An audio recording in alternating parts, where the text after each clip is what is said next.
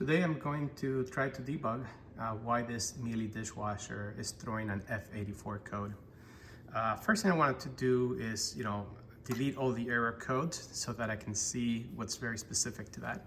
I have a video on how to enter the service mode, and then after you enter the service mode, you can clear those error codes. What I'm showing right here is that it's about 30 seconds after I hit the start button, I am going to get that F84 code. I already looked this up, and it implies that a shutter switch, which moves the water between the lower and medium arms and the dishwasher, is not working as expected. So that's likely the area that I'm going to focus in, but I want to make sure that there are no other error codes that may be tripping that F84 code. So you'll see here about 30 seconds into it, after the drain cycle is completed, you'll get this F84 code. So that's a very specific one that I'm looking at. It happens 30 seconds right after you start. Now enter the service menu. You can see the full code choice there. And since I deleted all the previous one, I know that this happened just because of the last cycle that I did. We have the F84 that we saw on the screen, and we have the F63, which is also pointing to that shutter switch. So that's kind of giving me confidence that that's the area that I should definitely focus on. So I'm going to remove the dishwasher from under the counter here. Warning again, I'm not an electrician. I am not a professional here, so don't do this at your own risk. If you're not comfortable working around appliances, please hire a professional. First thing that I'm going to do is make sure that all the water has been drained from the basin. I learned from the last time I did this that there may be water still in the pipe, so I want to make sure that it drains. There we go, right? Because when I turn this unit on the side, I want to make sure there's no water that spills on the floor. So I'm going to drain as much water as I can before I tip the unit on the side. The last little bits, you definitely want to use like a turkey baster here so that you can grab as much water as you can. You don't want to get your floors all wet. It's kind of messy. So you want to get as much water as you can from the unit before you tip it on its side. Prior to me working on this Miele dishwasher, I did some investigation. I do have access to this manual that I found on the internet. You could just Google this name. And then I looked for the F84 code. The F84 code, again, is referring to the slide shutter switch, in particular the position that it has. It cannot be read by the board, the electronic board on the unit. So we're going to look at that now and where it is. F63 is again related to the slider shutter, as you can see there. And again, the slider shutter, all it does is moves water between the arms. So I'm going to show you that next here. And then let's just see where it is. So we have the slider switch here, a 17, and it's connected to the circulation pump. This drawing is really bad, but they'll give you a better one as you move through. And here's how the water circulates. So you can see this is the basin at the bottom of the dishwasher.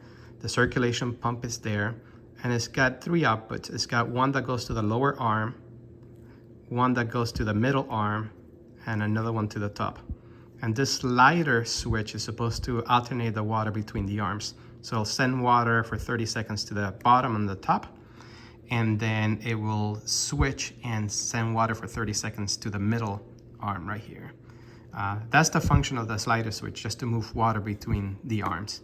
And for some reason, the computer cannot read its current position, so there may be something stuck in there, maybe the switch may be completely broken. We'll have to figure that out. Here's what the circulation pump looks like, and you can see the outputs that I just described for the different arms. And then again, you can see that the slide shutter is attached to the circulation pump. But we're gonna need to get this whole unit out before we can dig in there and see what it looks like. All right, so follow the other videos that I have on how to get to this spot where I've removed the bottom cover. Make sure that your power is completely unplugged, but remember what I said before in that video. Even if the power is unplugged, does not mean that there's no way, something here that can shock you. And in fact, there is. There's a capacitor here, and there's a capacitor here that can shock you. They're basically like large batteries that can store power. So one way, again, contact an electrician. This is not something you should be doing if you're not comfortable.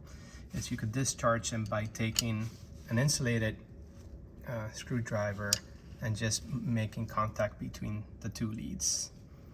All right, you could do that over here. I'm not going to be working in this space, but just make sure that you're comfortable working around electricity. If not, contact an electrician. And again, the unit is completely unpowered, it's not plugged in at all, but this capacitor down here can still shock you. That's why it's important that you work with a professional if you don't know what you're doing. So this is the unit that we're looking at, the circulation pump. Okay, if we look back at the diagram here, that's this right here, we see that it has two outputs going to the bottom and the middle spray. So where are those? Well, let's look at them here. Pump, here's the basin. So here's the output from this circulation pump. It's going to take the water through this hose to the bottom spray arm. This is the connection. And if you look carefully down here, you'll see that there are two outputs from the pump. They're going to go to the middle arm and to the top arm, right? That's what this diagram is showing. So we're looking at the right unit here.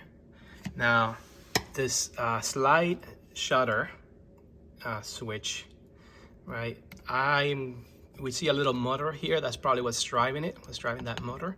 And this must be the sensors that is attempting to figure out, what position it's in. I'm just gonna look around to see if any of us have gotten damages or not, but it's very likely I'm going to have to remove all of this unit in order to peek inside to see if there's any garbage or anything that got into the slide shutter. So my next step was to label all the connectors that I'm going to have to remove. You could take pictures also. I like to mark them just so I have them handy there. But we're gonna remove, this is the heating element right here. That's the heating element. We're gonna remove both of those cables. We're gonna remove this ground cable right here. Obviously this hose has to come out. Then we're gonna remove this switches right here. So I just put a little mark. I mean, they're different sizes, so I cannot get them confused, but just it's always good for you to practice marking everything. Down here, there is one more. Right. And then you have the hoses at the bottom that you have to use a pair of pliers. Yeah, this is pretty simple. You use a pair of pliers, and then you just clamp them and move them down, and the hose will come out very easily. Probably some water here and there, but I got a towel underneath already. That's the next step. One thing that you do need to have are Torx screwdrivers. I don't know exactly the number because they're not labeled, but this may be a T20. It's just, you're gonna need to get back here and make sure that it fits. Right, so I have a set of them. It's just, it's probably a T20, but buy a set just in case it's wrong. But that seems pretty simple to get it out, and then we're just gonna have to open this up to see what's happening there. I think my biggest worry is this connection here to the sump. It's likely going to have a seal. And I want to be really careful when I'm removing this thing that I don't break the seal, because I have not bought one. You could probably buy it on the Miele website, but I want to be able to get this thing fixed today and not have to wait for a new seal. Something to keep in mind, you may want to order that. You probably need to know your circulation pump number. So, this is at least for mine for the G2830.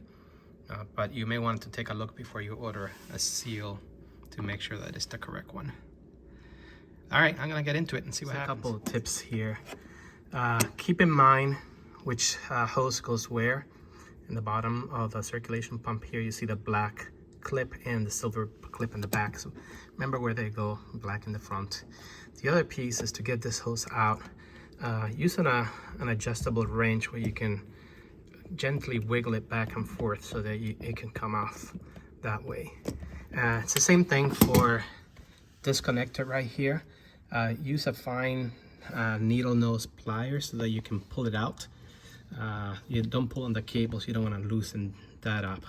So just use a fine needle nose plier to grab the connector in the back and gently pull it out. Just like little wiggles, that's all you need to do to get it out. And just close attention to the connectors here for the pressure switch. So you remember, I already labeled mine. So these are the white cables go in the front and the black cables in the back. But you know, mark yours and just make sure that you put them back in the same way later. So using my torque screwdriver here to get this one screw out. I haven't been able to remove one of the hoses in the back, in the bottom, sorry. I'm hoping that if I remove this, I'll have a little bit more wiggle room and be able to get it out. Let's see. Not really sure what the right way to remove it, but I had to flex this metal sheet this way and then wiggle this out. This is how it is right now. You know, it's got a bit of pressure over here, but I'm kind of hoping that now I can just unplug it from the basin there. Remove from the basin this. Okay, so I have taken it out, and since I had already moved the swivel clamp down, then it was easy for me to pull out that hose, which before was giving me trouble. So yeah, just wiggling, and this looks like it's a seal that can come off and attach to this end here. So we probably want to have that attached first when we go put it back in. We'll get to that. But here's the unit completely out now with all the switches removed, all the cables removed. And now it's just a matter of, you know, finding an area to dissect this and see what could be going wrong. All right, so this is what the circulation pump looks like when it's outside. You can see the diagram right here. We have the output of that pump that goes to the spray arms. Here's another one that goes to the Miele arm. And there's supposed to be this switch that moves the water between this side and then these two sides. So I'm going to open here first using my T-torque screw so that I can see how that mechanism works, just to learn a little bit. And hopefully the electronic sensor that's here is not damaged, and maybe that's why I cannot detect this position. But I may end up having to open up this section as well. We'll just take it one step at a time. Let's see what this looks like. I haven't found any instructions on how to do this. I'm just figuring out on my own. I found that there are two clips, one on this side and the other side. And then I use this flathead screwdriver to very gently bend them up. And now I can use it here to kind of pry this piece open. Hopefully that's a good way to do it and I'm not breaking anything, but you know, remember this is on your own risk here because I'm not a professional. I said it many times. Right, so the big reveal here, let's see what this looks like inside. I loosened this up, so I'm just gonna remove this cover. And that's what the inside of the pump. And there must be some slider shut, which moves the water between this hole here. Ooh, there's a seal here, we gotta be careful with that. And then this hole's here. So you can see this must be the shutter. I'm gonna play with it, but I think that's gotta move around to allow the water to go the different ways. See how it has holes here. So it's probably not in the right position. All right, so this is the slide shutter, and I'm guessing it needs to rotate so that water will go out this hose right here and block the other ones. So right now it's going out to the, it's going out to the middle, and then top and bottom are blocked. And then when it rotates, when this plastic slide rotates, it closes the middle one, and then it allows water to come in to the other two. So I'm pretty sure that's how it works. The question now is, how does this rotate? I can't seem to make it rotate at all. Yeah, so here are the instructions with this drive cogwheel. It says that you need to bring the teeth together so you can remove the slide shutter, and you insert a small screwdriver into one of the holes on the cam that's linked to the motor, and you can turn the cam. Now I'm guessing this is the cam that's connected to the motor, because that's the motor here, but I'm trying to rotate this and I can't. I do see the little switch here, which must be that switch right there, must be the one that detects the position. So at least we're in the right space, but may have to take this whole thing apart from the other side. I'm gonna do that next. I'm going to remove the pressure switch. It's got a clip here, one in the back, and then see if I can get to the motor back here. It looks like there are some cogs that need to be aligned, and you must rotate the motor, but not sure. Be extra cautious here. I'm not sure what happens if I take these things apart and if they need to be lined up in a specific way, but I just put little marks in the slider here, and also in this little cog wheel. You know, that's the direction I stop at, but what's more important, that's the switch that I think is causing me problem. So I want to make sure I have it kind of line up right there where it's supposed to be. My guess is that it needs to be just a little bit over so it makes contact. You can hear the switch. See how it makes contact?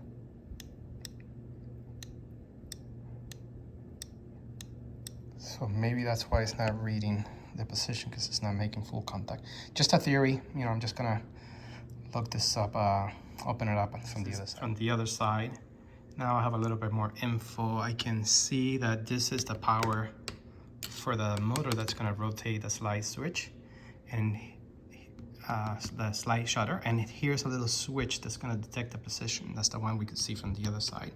So this bottom piece right here, it's what's going to send the signal back to the control board that the switch is in the right position.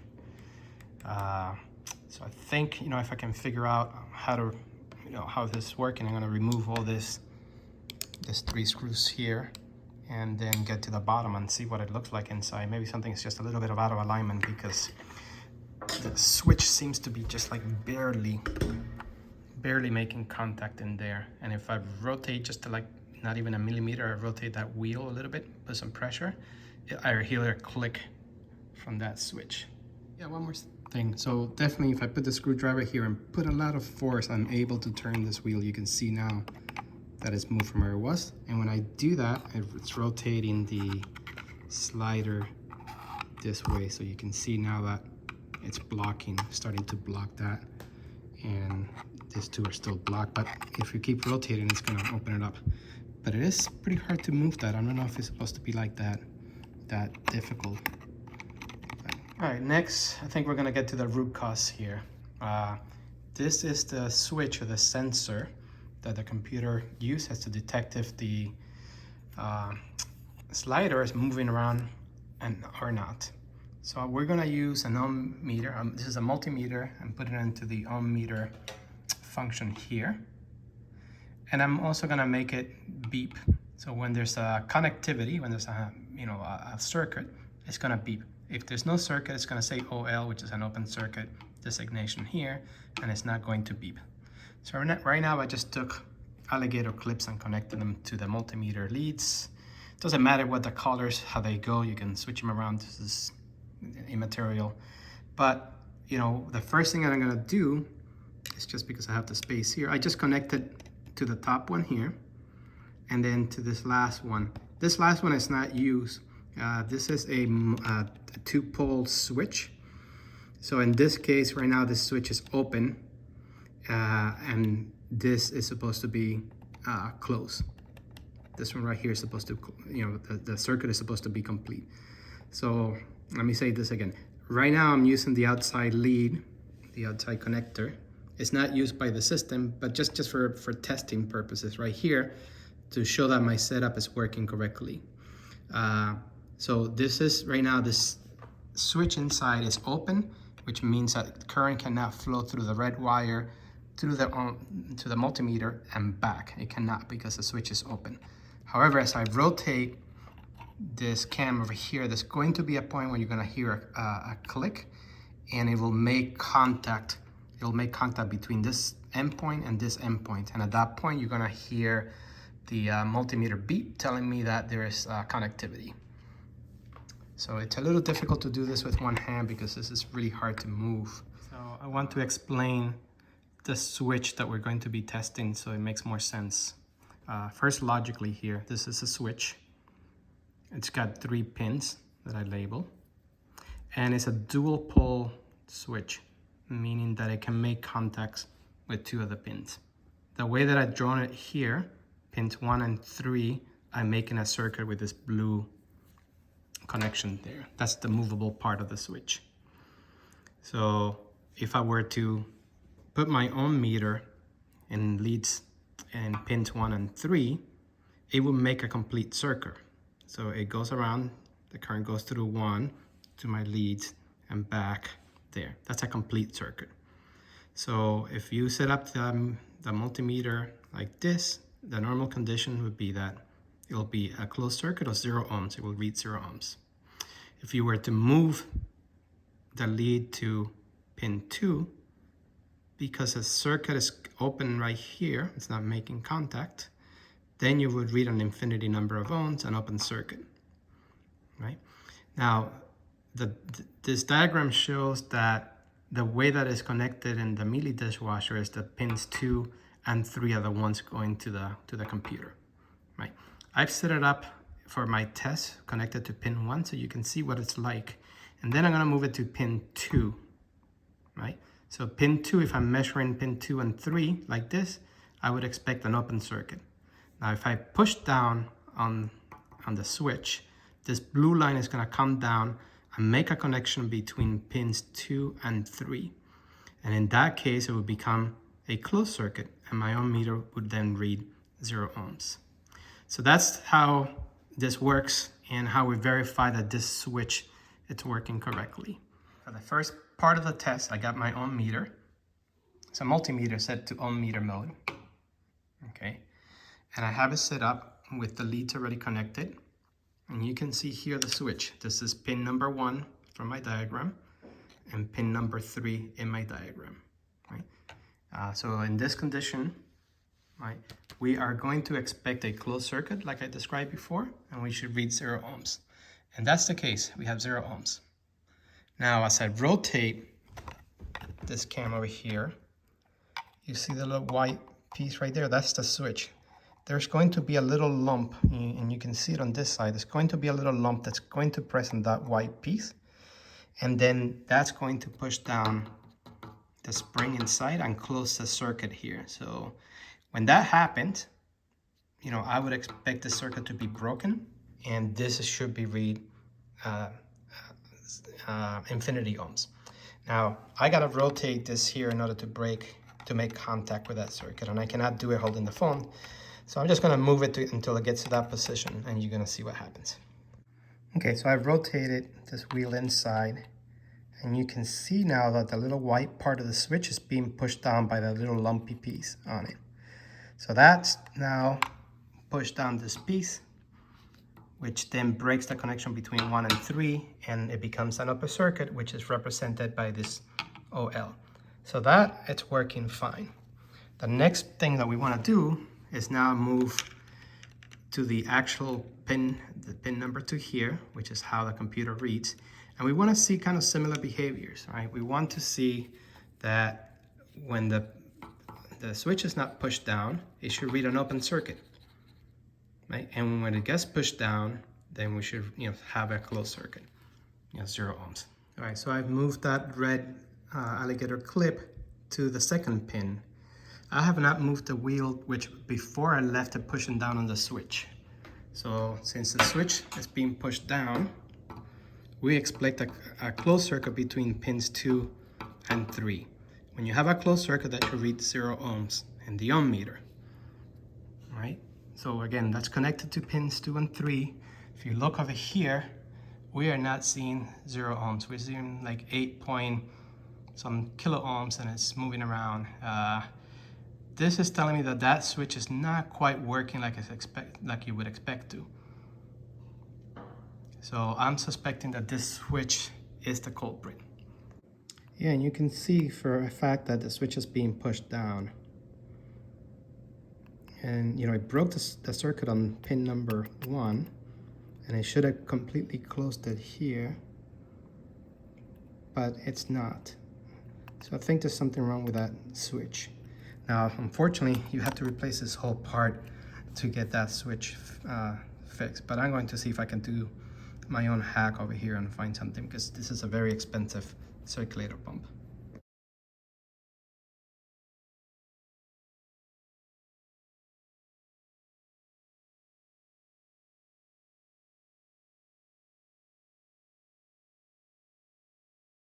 I wanted to do one more test before I take the unit apart here.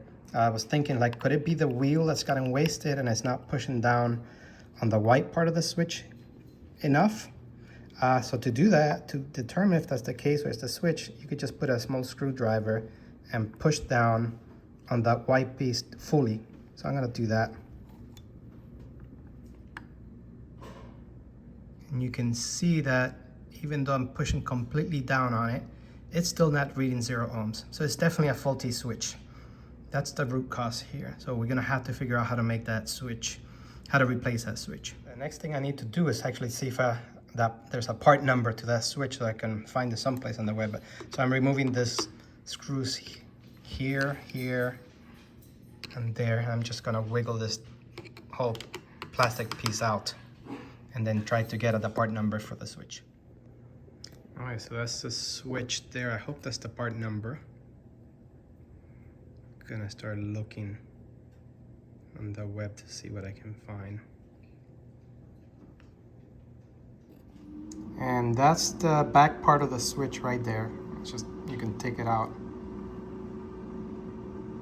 So we have the back and the front. Now we can try to do some Google searches.